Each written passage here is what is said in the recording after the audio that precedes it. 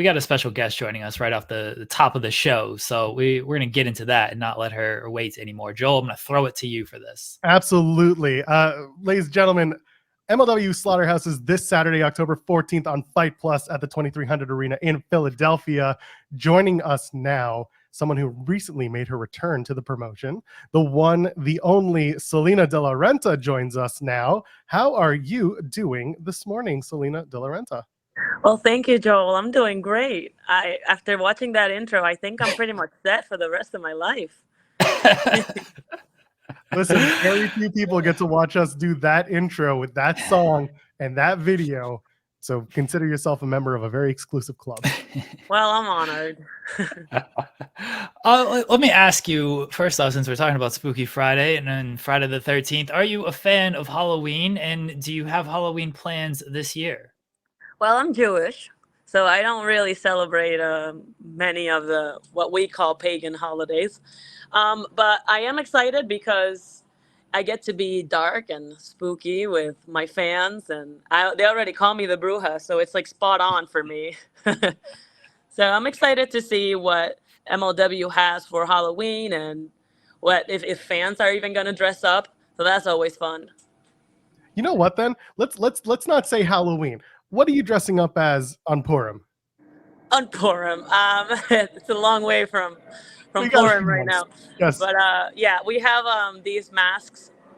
We're kind of dressing up like the Squid Game characters. I love it. I like that. Sorry, for those who don't know, so Salina and myself are both members of the tribe. We're both Jewish. The holiday of Purim is kind of like, it's like our Halloween, but it's not in really that we dress up. But there's a biblical aspect to it. Anyway, not important. Just wanted to clear that up. Don't get into the Esther story now. I appreciate you saving me on that one, Joel. Thank you. Once in a blue moon. You know what? I'm going to save you now. I'm going to let's clear this right off the bat. Salina, I need to know, are you the mystery opponent for Delmi Exo for her World Featherweight title match? Well, now don't get too excited there. I said I was having an interview. I didn't say I was going to give you all the tea. You're going to have to watch and see. She's playing hard to get with us, Jeremy. It's going to be a problem. Yep. She is. How am I going to sit here and reveal the mystery?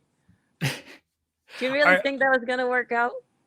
Okay, if it is not you, are you bringing someone in? Because you're back in MLW, very, very involved.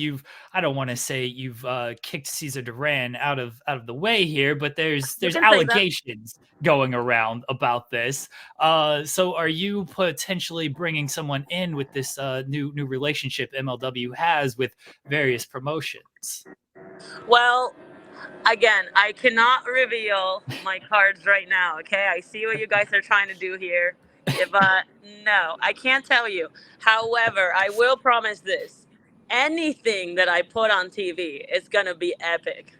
So you got to either show up to the show or tune in as soon as it drops, because I promise you I'm about to put on a show. What's it been like being back at MLW? I know it's only been, it was once you came back at the latest show, Ferry Road, and then you guys did the tapings and everything, but you were heavily involved. You were doing producing with MLW before you left, and now you're back after a couple of years now, I believe. Like, what's it been like being back just at MLW? I was really excited to come back.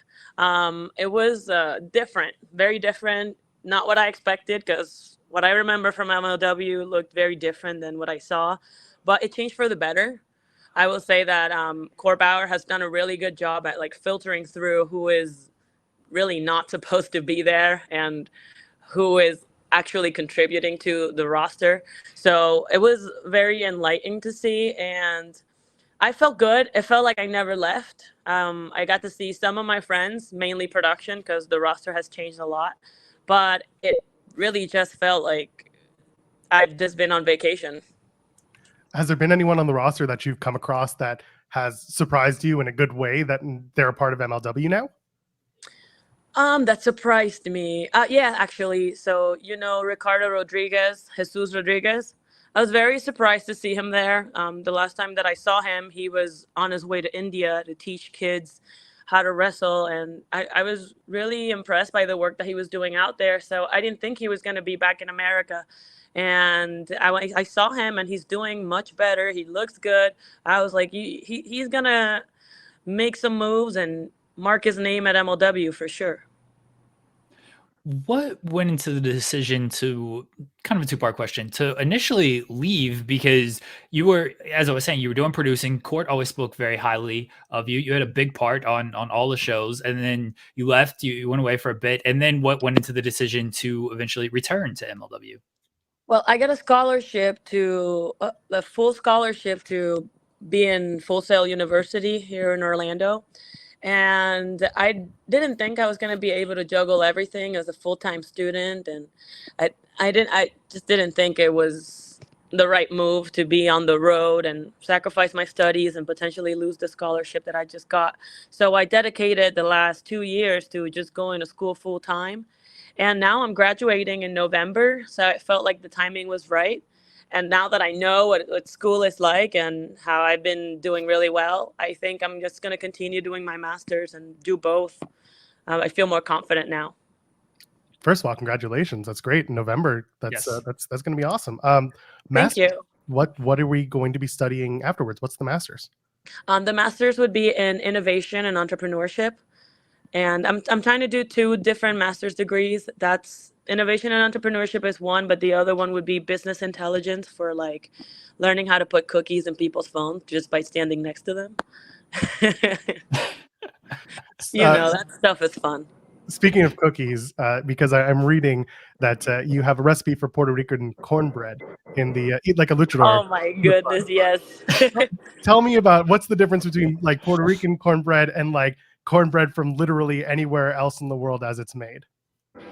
Well, honestly, I cannot say what is it that cornbread from other people tastes like, because I'm not a big fan of cornbread, but it's like a family heirloom. My great grandma, she was part of my childhood. Like, well, up to when I was 5 years old, I basically lived with her and she took care of me. And she had this recipe and I loved it. And then when she passed away, I was really sad, and my mom found the recipe in one of her drawers and she made it for me, and it tasted just like my grandma's. So I can't tell you what the difference is. It just feels like close to my grandma, and she's one of the people that I miss the most that already made it to the other side. So it's just, I'm emotionally connected to it. Do you find the schooling more difficult, like everything that goes into that, or getting in front of a live crowd and having to speak to everyone? That's a good question, because I'm not afraid of standing in front of a crowd and saying whatever I want to say. I don't know. The school kind of depends on what class I'm taking. I don't know. It's like I guess it's depending on what I'm doing. Cause like, so when I went with LA Park to Mexico, it was really difficult to stand in front of a crowd and say all the things that I said. And then they were throwing pesos at my head, and I actually got physically injured. So it, depends on which day and what class. Go ahead, Joel. Speaking of public speaking, I'm gonna pitch you, because you are you're a dynamo, you're a mogul. So can I give you a pitch for a show? Go for it. Okay, so we have Slaughterhouse coming up this weekend on Saturday on Fight Plus. Have you thought about maybe making a Sunday afternoon show and calling it Laughter House? Just chopping the S off and having all the wrestlers do their tightest 5, and maybe you can lead get yourself comfortable in front of the public speaking audience. What? Jeremy's giving me the nodding of the head. He doesn't like it. Well, I think I'm gonna get Salina to beat you up. I think it's a brilliant show for you and maybe your mother to do together. But to me, no. If you ever see Joel Pearl, will you just slap him, punch him, kick him? One of the things we do is I try to get wrestlers to beat up Joel because he asks questions like that. So you might be able to join that list as well. I mean, if I hit him, he might like it. No, I'm not. I'm sorry, not one of those. Sorry. Listen, no shade to those who are into that. Not my thing. No. I'd rather sit down and ask questions about like Jewish life, all that stuff. But that's another conversation for another time, I think. I've seen the comments with you and your best frenemy Alicia Toots, and as Joel is not one of those people, but I've seen the comments from people who are those people, and blessed that you I don't know if you acknowledge them, but I'm sure you see them as well, and that's a different fan base. Yeah, for sure. I have a very varied amount of guys that are into different things, but what can I say? That kind of comes with the job. You're working with you're cornering, managing Rocky Romero this weekend. What's it been like working with Rocky, who seems to know everyone in every single promotion, and he's the true Forbidden Door, I feel like. Well, I've actually never met him in person. We've only talked over the phone. We've emailed. I'm very excited because, in my opinion, he is the next big thing in wrestling. And he's already been making moves. So I figured, he is making moves. He is an excellent wrestler. So I should put him by my side, and we're going to collect that gold. I have no doubt of that. Oh, sorry, I'm dealing with something else. One sec. Okay, apologies, Joel. Working, we just brought her up, Alicia Toots. How is the relationship right now with Alicia? And are you guys still working on anything? We're still good. We're still frenemies. We'll never be friends, but we have that weird relationship that fluctuates. Some days are better, some days are not so good, but we still talk. We're still friends. We just had to pause everything that we were doing because she got busy with her music stuff, and now she's doing stuff with her YouTube channel. So she got really into that, and I think she's traveling the world and living her best life. And me, well, I got MLW now, and I've been working with a production company called Flying Peanut Productions. And I've been working on a reality TV series. I just produced Rockville a few months ago, and just taking on different projects. I went to school for film because I wanted to be a producer. I wanted to run shows. My goal wasn't always to be on YouTube doing crazy stuff. So that's kind of, I think it was time for me to just go back to my career path. It's been a little while since you stepped into the ring as a performer, as an active competitor, I should say. Do you have any aspirations to get back into the physical side of wrestling? Actually, I have no aspirations of getting back in the ring. I thought I wanted that, and for the longest time I tried it, and I would have my, I call wrestling my toxic boyfriend. We break up and then we come back together, and then we are never good for each other.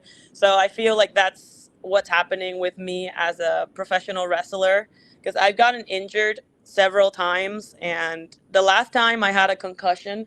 And for those very little amount of people actually know me, but I care about my brain the most. I love my brain.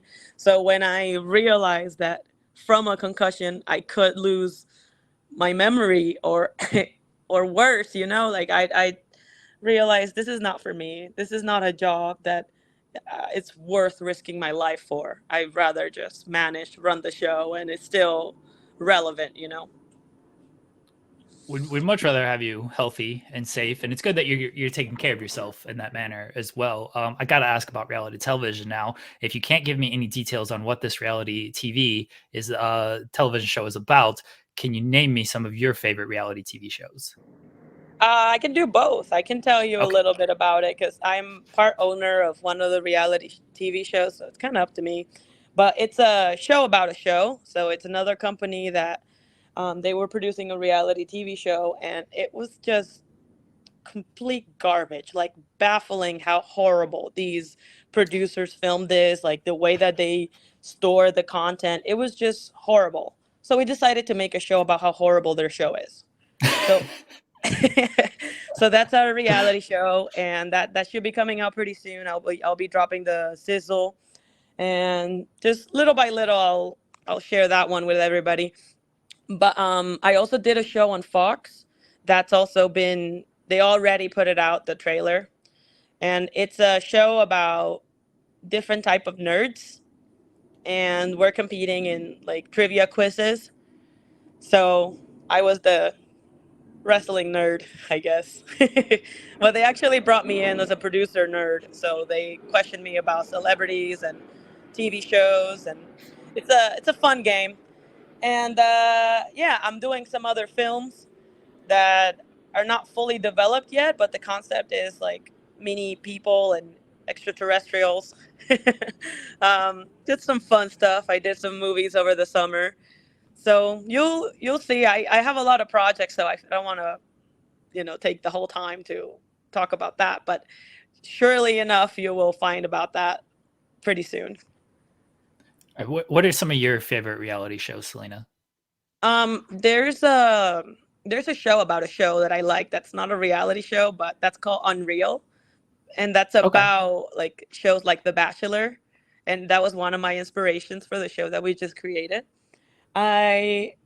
Reality TV, I would say that I love dating shows because they're so chaotic and everybody is always so pathetic. It's my favorite thing. Like Love is Blind. Yeah. First Sight. Trying to think. Oh, The Ultimatum. That's super chaotic. Stuff like that.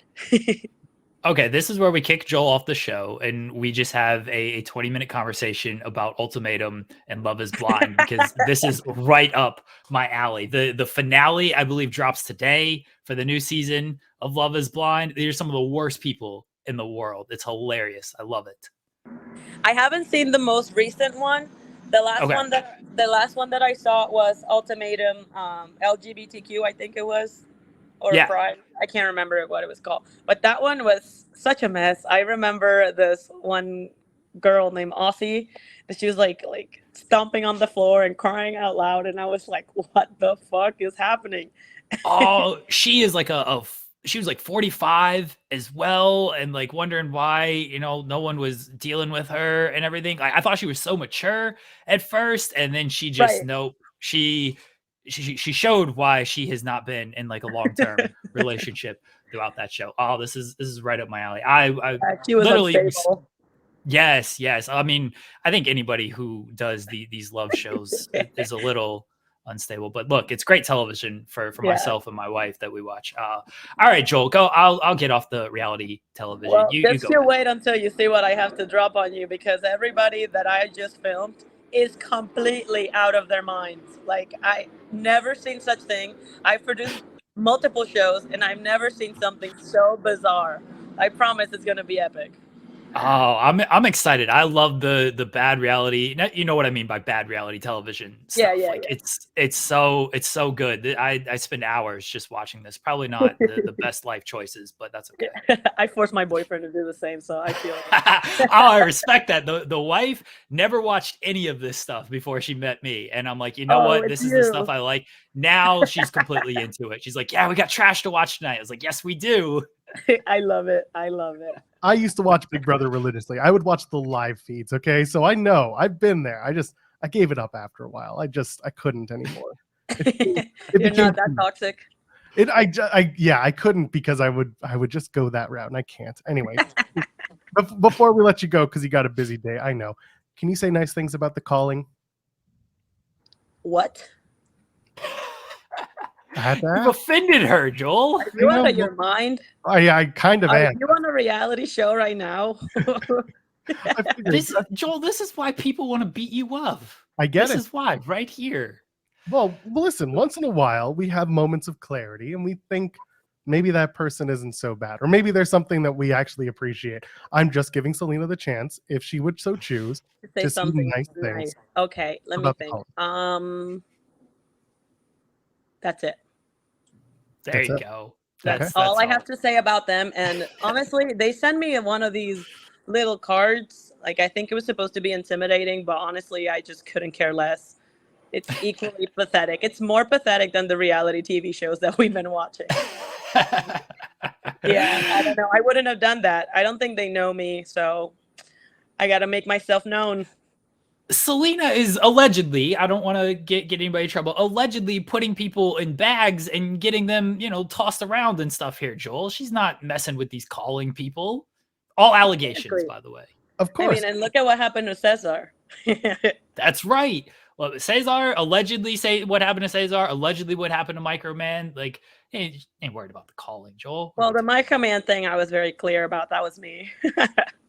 All right. Well, I'm trying not to get you in too much trouble here, but look, I respect that you just you own up to it. When you have money, you don't get in trouble.